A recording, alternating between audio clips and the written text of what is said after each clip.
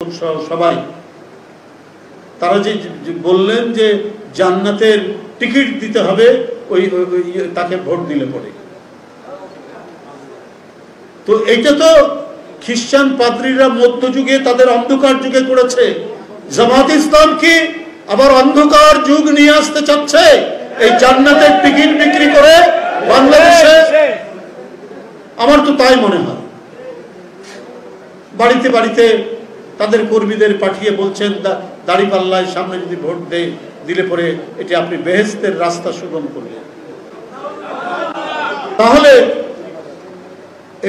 আর এই দেশে তো এই দেশ হচ্ছে প্রায় 92-93% মুসলমানের দেশ এটা তো হাজার বছর আগে এখানে যারা ফিসাদ তৈরি করার জন্য বানোয়াট কথাবার্তা বলছেন এবং যেটার উদ্দেশ্য কোনো মহান ধর্মীয় মূল্যবোধ তৈরি করার জন্য নয় যেটা করছেন একেবারে রাজনৈতিক উদ্দেশ্যে করছেন রাজনৈতিক স্বার্থ সিদ্ধির জন্য করছেন ক্ষমতায় যাওয়ার জন্য সকল ধরনের বেআইনি পথ অনৈসলামিক পথ অবলম্বন করে তারা এই কাজটা করছে যেটার সাথে ইসলামের মৌলিক নীতির কোনো সম্পর্ক নেই এই কাজটি তারা করে যাচ্ছেন ক্রমাগতভাবে বিশেষ করে 5ই আগস্টের পর থেকে আপনাদের তো আমি মনে করি যে কাজগুলি করা দরকার ছিল আমি কিন্তু আপনাদের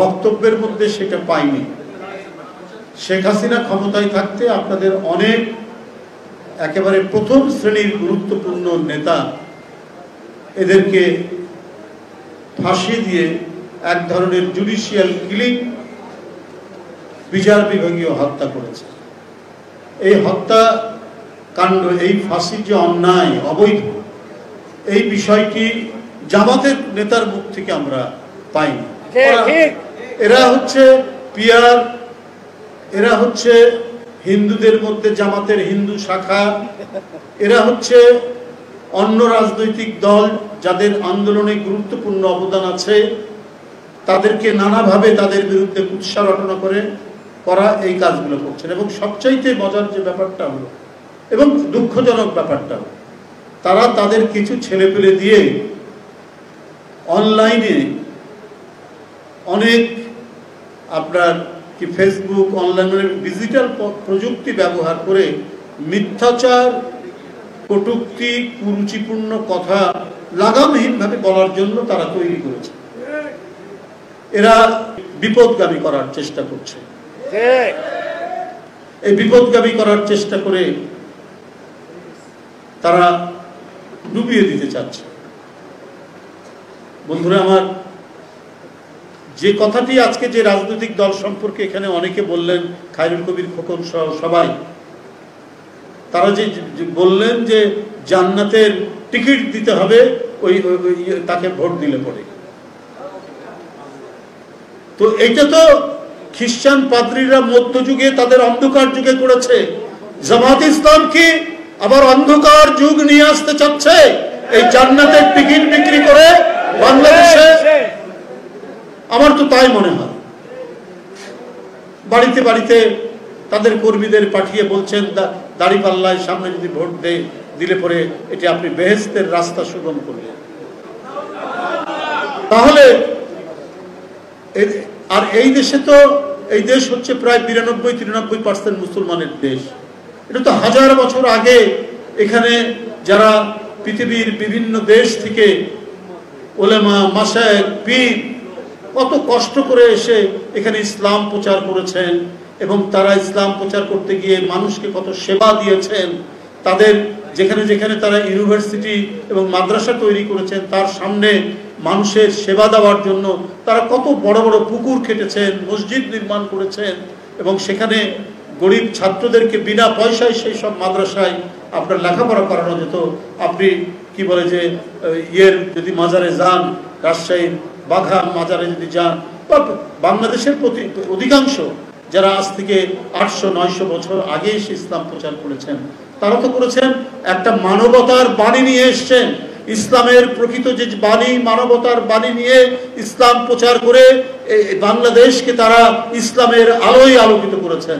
আবার নতুন করে একটি রাজনৈতিক দল কোন ইসলাম প্রচার করবে, এবং তারা এমন ভাবে প্রচার করছেন যেখানে বিভ্রান্তি আসছে, যেখানে আল্লাহর একাত্মবাদ, তৌহিদ, এই তৌহিদের জন্য দেশের ইসলামে বিশ্বাসী মানুষ জীবন দিতে পারে, সেখানে আরেকটি কোনো ধারা আপনারা কি নিয়ে আসবেন যাকে তাকেও মানে মানতে হবে?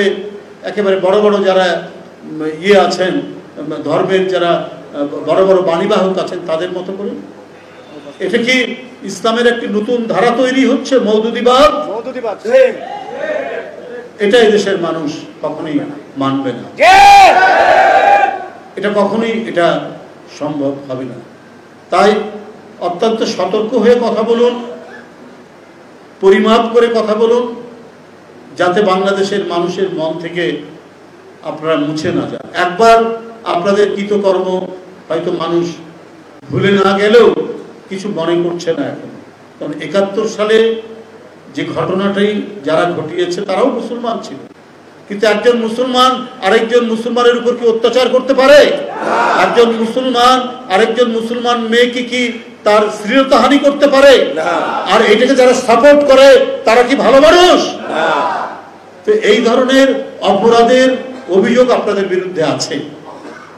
তো সুতরাং সেটাকে কাটানোর এখনো চেষ্টা করুন।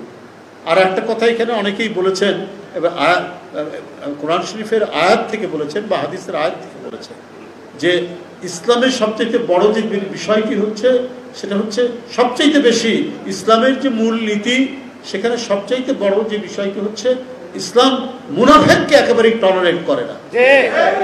কাফেরকে সম্ভাবনা থাকে তাকে ইসলামী শিক্ষা দেওয়ার পর সে পরিবর্তন হতেও পারে, কিন্তু মুনাফিক ওতে ইসলামের নাম নিয়েই ইসলামের ক্ষতি করবে। কারণ মুনাফিক হচ্ছে অত্যন্ত ডেঞ্জারাস। যাক, আমি কাউকে উদ্দেশ্য করে বলছি না, তবে এদের সম্পর্কে সবাইকে সচেতন থাকতে হবে, বুঝতে হবে। ধর্ম প্রত্যেক মানুষের অন্তরের ব্যাপার, শ্রদ্ধার ব্যাপার, মূল্যবোধের ব্যাপার।